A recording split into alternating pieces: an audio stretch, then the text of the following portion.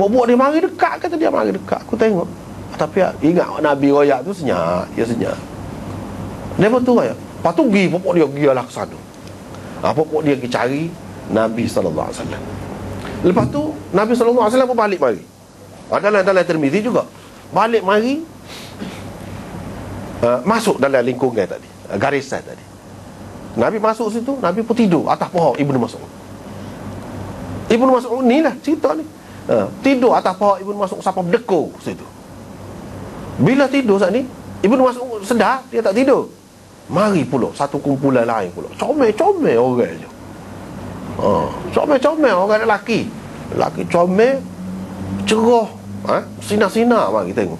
Dia pun duduk dekat kepala Nabi. Sebahagiannya duduk dekat kepala Nabi, sebahagiannya duduk dekat kaki Nabi. Mereka pun kata, tidak pernah kita tengok seorang manusia yang setara ni sempurna, kata dia. Pokok tu kata, tak pernah, tak ada ni orang setara ni sempurna. Dia kata, itulah antara Ibnu Mas'ud sebut. Dan hadis itu Imam Tirmizi kata sahih. Cuma tak ada lah sebut tamratun tayyibatun wa ma'un tahur, tu tak ada lah. Tapi peristiwa tu ada. Apa yang kita nak sebutkan di sini, hadis hak kata Ibnu Mas'ud tak pergi, boleh jadi sebab ulama kata peristiwa Nabi berjumpa dengan jin ni ada 6 kali. Bukan sekali. Kalau sekali bolehlah kita kata dah tak pergi, habis cerita, tak ada lah. Ni dah kalau berapa kali, kalau dia menafikan hak pergi tu boleh jadi pada kali yang tertentu. Kali yang pertama ke? Hak tu maksud tak ada siapa dia pergi. Tetapi hak lain dia sendiri ada pergi. Ataupun maksud tidak pergi itu pergi sekali dengan Nabi sepuluh tak ada. Dia pergi dah. Kalau kita kata sekali pun peristiwa itu berlaku. Tapi tidak. Sebab dalam kitab Ahkamul Marjan fi Ghara'ibil Akhbar wa Ahkamil Jan, ni kitab ni khusus cerita tentang jin. Kalau nak tahu tentang jin, kena baca kitab ni. Saya dulu pemasa mengaji dulu Tok Guru, dia ngajar dia kayak gitu je. Ni bab-bab jin ke mana? Hak ni mu baca kitab ni. Kitab yang dia syuh saat ni, Ahkamul Marjan fi Ghara'ibil Akhbar wa Ahkamil Jan. Kitab tu sangat bagus. Dalam kitab tu dia sebut 6 kali Nabi SAW berjumpa dengan jin. Pokok jin ni jumpa dengan Nabi, belajar dengan Nabi 6 kali. Baik, kalau kita andaikan kata sekali je, kalau kita kata, tapi kita tak terima tu, kalau kita kata, maka maksud tak pergi tu pergi sama dengan Nabi. Apa tadi? Nabi buat garisan, dia suruh duduk situ. Memang lagi sekerak jalan, dia suruh duduk situ. Lepas tu dia pergi lagi. Kalau dia pergi tu tak ada siapa dia pergi. Itu maksudnya. Bukan tak pergi langsung. Bila Nabi balik, situlah ada berlaku peristiwa tanya air tu, apa tu. Dengan sebab itu dia kata, kena tengok hadis. Sesuatu hadis ni jangan tengok setepak.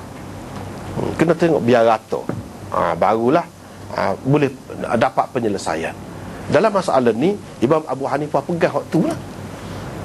Tapi dia pegang pun oleh kerana benda ni pelik ni daripada hak lain. Kalau nak kira mengikut kias, Imam Abu Hanifah ni kuat pakai kias, sehingga orang panggil dia ni termasuk dalam tokoh yang kuat menggunakan fikiran, ashabur ra'i. Ada kalanya hadis dia tidak pakai hadis. Hadis ada, dia kata makna dia lagu lain. Dia guna fikiran kuat. Tetapi dalam masalah ni membuktikan Imam Abu Hanifah lebih kuat pegang dengan hadis daripada orang lain lagi. Kalau nak kira nak kata dia ahlul hadis dengan sebab kuat pakai hadis, hak ni lebih pada orang lain. Orang lain tak pakai hadis, dia pakai. Lepas tu dia pakai pula, dia pakai sekatu sekat ada. Sebab apa? Sebab bercanggah dengan kias. Orang lain pakai kias lah. Sebab Nabi tidak air lagi. Lepas tu tidak air biasa, dia serah macam air manis gitu. Dia sudah berubah dah tu. Orang lain tak saya pakai lah sebab mengikut kias. Kalau kita berubah air gula dalam air tu, betul air, tapi gula tu serah kuat benar. Tak boleh dah tu. Nak ambil air semayang jadi air gula tu. Ataupun air mawar kau gapo, tak boleh. Begitu juga imam-imam lain pakai hak ni tak boleh. Imam Abu Hanifah pun kira-kiranya dia tengok begitu juga. Tapi dia tengok semata-mata berubah ni tak boleh kita kata benda tu tak boleh nak guna. Misalnya air laut, kalau nak kira berubah tu daripada air biasa tu, Masing.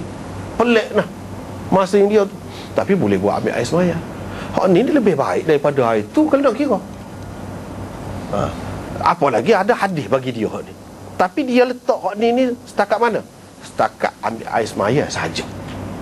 Lebih daripada tu tak boleh. Sebab apa? Tak ada contoh. Amalan Nabi buat mandi junub kau misalnya dengan air Nabi ni tak ada. Hak adanya ambil air semaya. Ini pun dalam perjalanan. Dia sekat tu. Sebab tu orang bermukim tak boleh. Nak mandi junub tak boleh. Dalam keadaan air lain ada tak boleh. Cuba tengok dalam peristiwa ni. Dia tanya ada air. Ibnu Mas'ud kata tak ada. Sebab dia kira air tu Nabi tu. Takut-takut tak boleh nak guna lah. Tidak nama air dah lah. Boleh buat ambil air semayan. Bila dia bui kepada Nabi, Nabi tengok. Dia kata sepatutnya adilah. Tamratun tayyibatun wa ma'un tahur. Bila sudah Nabi SAW kata lagu tu, kita sekat tu. Mana lebih daripada orang lain lagi pakai hadis. Dengan sebab itu, kita tengok ulama-ulama ni, kalau dia tak pakai hadis, kita tak boleh kata selalu. Dia ada cara dia, kaedah dia. Begitu juga kalau dia pakai sesuatu hadis tu. Walaupun orang lain kata dhaif, kita tak boleh kata juga hadis dhaif dia pakai, tak boleh. Boleh jadi ada cara lain, kaedah lain. Terutama dia tu orang yang dekat dengan Nabi SAW. Dia dah dengan sahabat. Hak jadi dhaif sanak ni, hak ni majhul, hak ni gapo ni kepada orang bawah ni, kepada dia tak ada apa. Kepada dia tak ada apa. Lepas tu kalau kita tengok macam Sayyidina Ali duduk di Kufah. Ibnu Abbas yang mengatakan boleh ni buat ambil air sembahyang ni, duduk di Kufah. Apa ni, Imam Abu Hanifah pun imam di Kufah. Munasabah kalau dia ambil daripada orang-orang lagu ni terlalu dekat masa tu. Munasabah lah kalau dia pakai. Tapi sekat tu je. Al-Auza'i kata lebih pada tu boleh berlaku, tak apa kata dia. Maka kita nak kan, dia kata tak apa. Orang lain kata tak boleh. Lepas tu Imam Bukhari pun dia mari ni kan. Kita duk faham perkataan Nabi ni. Dia mari hak ni. Baiklah, dia ada dalil kau kata buat ambil air semaya dengan Nabi tak boleh. Terang. Ada kau? Tak ada juga. Tak ada juga. Lepas pada tu walal muskir. Siapa dia kata kalau memabukkan boleh? Imam Abu Hanifah pun kata kalau Nabi tu kalau sudah memabukkan memang tak boleh nak buat ambil air semaya. Semua kata lagu tu. Hak ni Nabi ni daripada cara Imam Bukhari buat ini menunjukkan dia tidak memabukkan lagi. Sebab itu dia bubuh walal muskir. Hak memabukkan tak boleh juga. Hak memabukkan.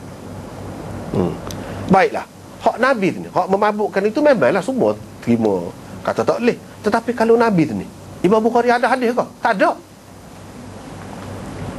Kalau Imam Abu Hanifah, orang kata hadis tu dhaif. Dia pegang dhaif. Tapi dia ada juga hadis. Kalau kita kata dhaif lah, ada juga. Hak ni ada ke tidak? Tak boleh buat ambil air sembahyang dengan Nabi. Tak ada. Bila Imam Bukhari buat mari hadis dalam bab ni, dia mari hadis tiap-tiap minuman yang memabukkan adalah haram. Pasal dia kata hak minum apa ni halal pula nya hak memabukkan. Sekarang lepas tu apa kena mengena dengan air sembahyang kat sini? Mana ada sebut sini? Dia nak ayatnya bila haram, mana tak boleh buat ambil air sembahyang. Pasal apa dia kata benda yang memabukkan itu boleh buat ambil air sembahyang? Siapa dia kata? Mana ada sebut Nabi gapo sini? Kalau kita kata Nabi tu mestilah memabukkan. Memabukkan lagu mana Nabi sendiri minum? Arak lagu mana lagu tu? Tidak arak. Sebab tu kata tak boleh. Tak kemah juga dia. Lepas tu apa yang orang kata? Apa yang Imam Bukhari buat gini? Dia pun sendiri tak ada kemah mana juga. Buat mari dalil yang terang kata Nabi ni tak boleh nak buat ambil air sembahyang. Tak ada juga. Paling tinggi dia mari hadis tu. Kalau nak mari hadis dhaif tak boleh, tidak menepati syarat dia. Biar kalau ada ke hadis dhaif tu tak boleh. Yang jelas menunjukkan tak boleh.